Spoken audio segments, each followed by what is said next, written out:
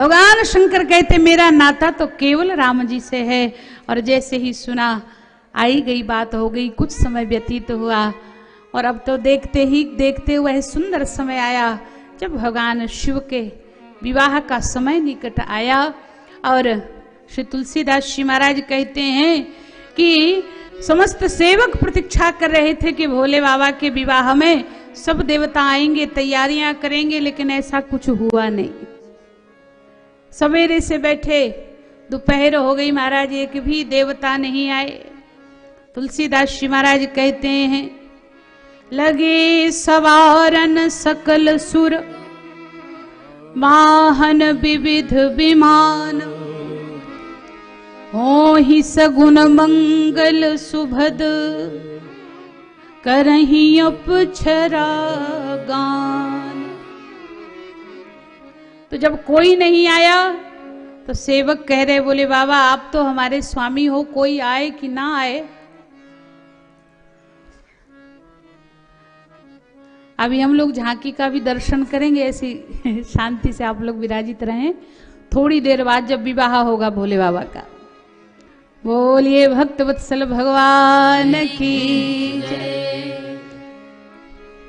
तो यहां पर भोले बाबा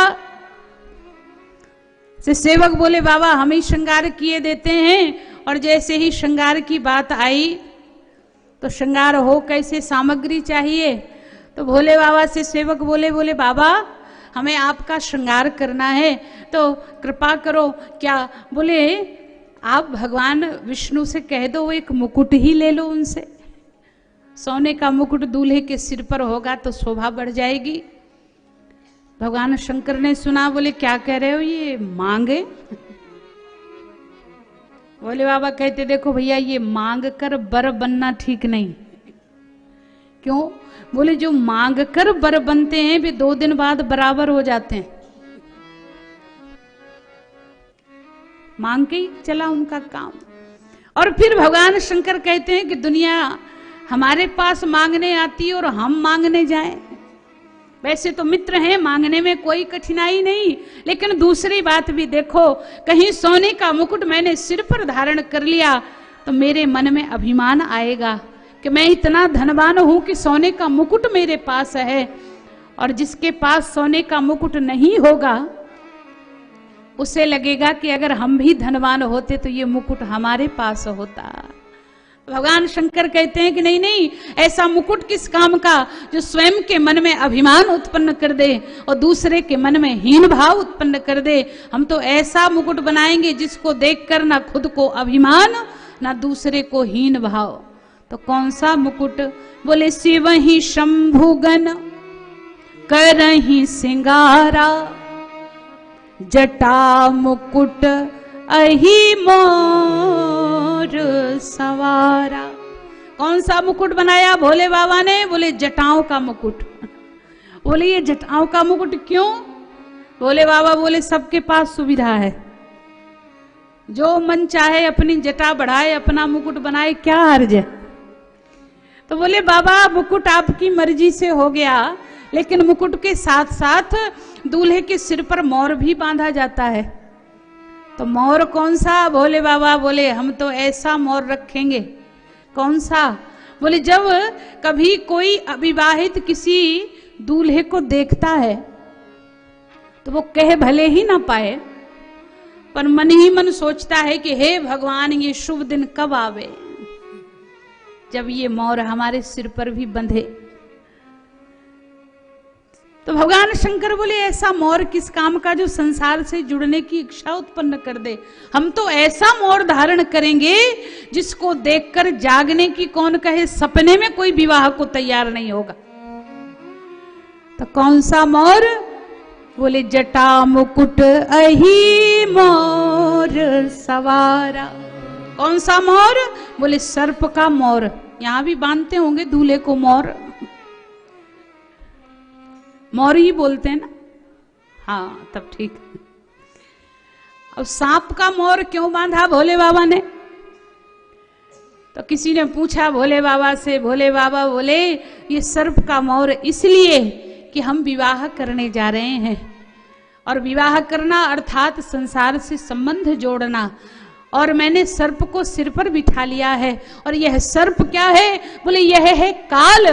भगवान शंकर कहते हैं कि मैं विवाह करने जा रहा हूं और सर्प को सिर पर बिठाया है और संसार से संबंध जोड़ने जा रहा हूं। तो मैं दुनिया को संदेश देना चाहता हूं कि विवाह तो करो, संसार से संबंध तो जोड़ो, पर एक बात याद रखो कि काल सिर पर सवार है।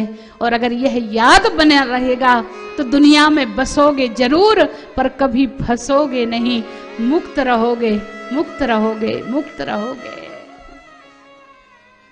आहा, इसमें भी आध्यात्मिक संकेत देते हैं भगवान शिव।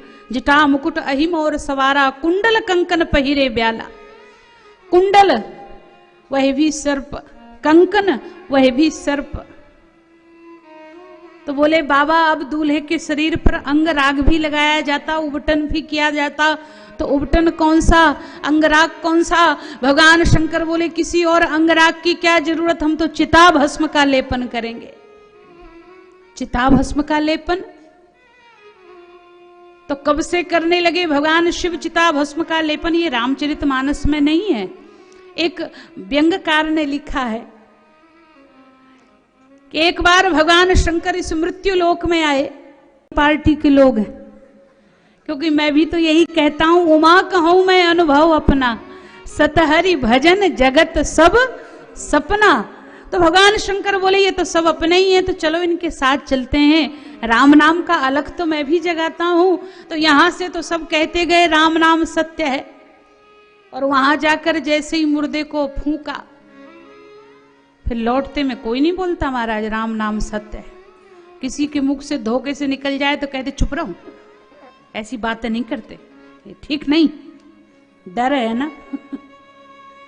तो भोले बाबा को लग रहा था कि लौटते में भी सब कहते जाएंगे, लेकिन लौटते में तो कोई कुछ नहीं कह रहा था। उसके घर के लोग रोते आ रहे थे, नातेदार रिश्तेदार अपने धीरे धीरे बातें करते आ रहे थे।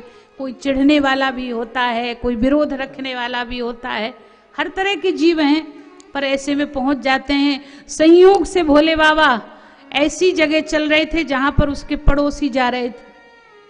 तो एक धीरे से बोला कि क्यों, तुमको कब पता लगा कि ये मर गया? तो एक बोला क्या बताएं, आज ही पता लगा, सवेरे आए और सीधे यहीं आना पड़ा। एक दिन की छुट्टी मिली थी, इसने तो उसकी भी छुट्टी कर दी, पूरा दिन बिगड़ गया। कोई कह रहा था हमको बिजली का बिल जमा करने जाना था, अब कल जाएंगे तो पेनाल्टी अलग से लगेगी। और कोई कह रहा था कि पूरा दिन खराब हो गया। और एक ने तो हद ही कर दी, वो बोला कि अगर इसको मरना ही था तो संडे को नहीं मर सकता था। इसकी भी छुट्टी होती और हम लोगों की भी छुट्टी रहती। और भगवान शंकर तो सब जगह कहो सो कहाँ, जहां प्रभु नहीं। भोले बाबा ने सुना, सबकी बातें सुनते जा रहे। भगवान शंकर बोले अरे ये तो सब दल बदलू हैं।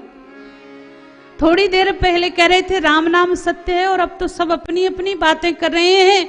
अरे इससे बढ़िया तो वह मुर्दा ही था जिसकी वजह से राम नाम का प्रचार हुआ। तो यह संसार का नियम है, प्रकृति का नियम है, जो आया है वो जाएगा।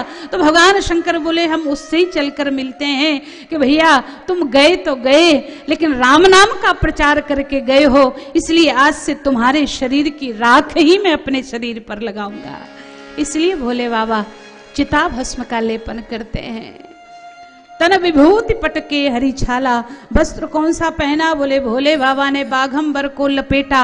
और अब भोले बाबा का दिव्य श्रृंगार हो रहा, कर त्रिशूल अरु डमरू विराजा, चले बसह चढ़ी बाज ही बाजा। सब जय जयकार करते हुए प्रसन्न हो रहे हैं। सेवक भोले बाबा की मर्जी से श्रृंगार हो गया। और सबसे अंत में देवता आए, और देवता भगवान विष्णु ने देखा तो व्यंग करते हुए बोले कहना तो ये चाहते थे, जब सेवक बोले बाबा अब चलना है तो सवारी कौन सी चलेगी? भोले बाबा बोले किसी और सवारी की क्या जरूरत, फिर बोले इसी नंदी पर बैठकर चलेंगे। सेवक बोले बाबा काहे को दूसरे के नगर में जाकर हंसी कराते हो? अरे जिसके पास में साइकिल होती है वो भी 2 दिन के लिए कार मंगवा लेता है। और आप इस नंदी पर बैठकर जाओगे। भगवान शंकर बोले कि ये बैल भी क्या सोचेगा कि वाह भोले बाबा, रोज के लिए हम थे और आज हम ही बदल दिए गए।